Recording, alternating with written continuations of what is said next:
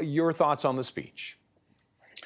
Well, this is always a difficult speech to give because it's really, broadcasting to well over 1.5 billion people in the Commonwealth of people of very different faiths, different walks of life. And the King, I think, does a really good job of straddling that, mentioning many aspects of the Commonwealth, not least their most recent summit in Samoa, and also acknowledging that people who are listening are not necessarily Christians. They're people of many faiths, or as he said, of no faith. The King started, with something that is very important to many people. That is, looking back on the 80th anniversary of D-Day, this country participated extensively on that in the beaches of Normandy. But he also made the message broader to all those who are currently facing strife and war in different theaters. And of course, he mentioned not by name, but by region, of course, the Middle East, in Africa, and of course in Europe, referring to Ukraine. So it touches on a number of bases. It does, of course, as predicted and has discussed in the media for quite a while in the last week or so, it does also touch on his own personal health and that of his family.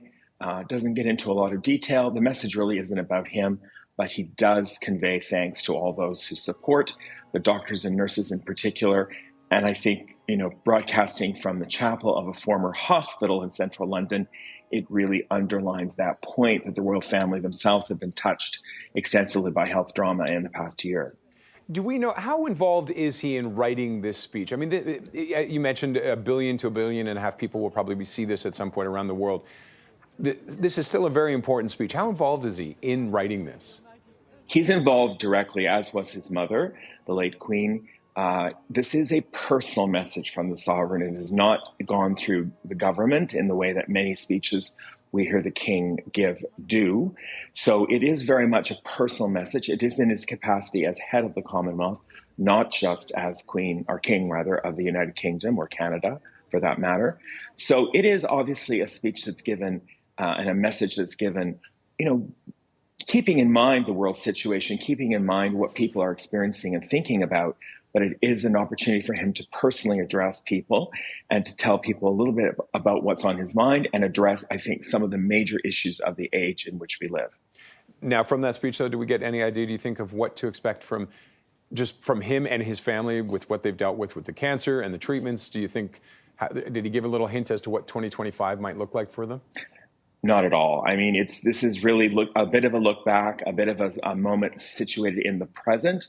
But I think you can tell from the footage of various members of the royal family undergoing their duties that we saw at the end of the message. It's very much business as usual.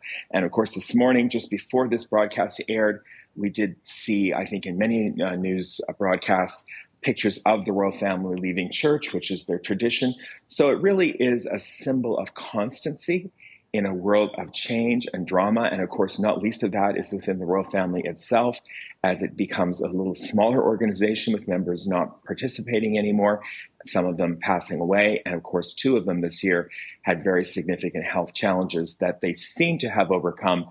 And I think the pictures of the Prince and Princess of Wales and their family, that is William and Kate and their family, as well as the King and Queen out and about this morning at Sandringham, go some way to assuring the public that they are fit enough to undertake royal duties. Okay. Richard, thank you as always for your insight. We appreciate it.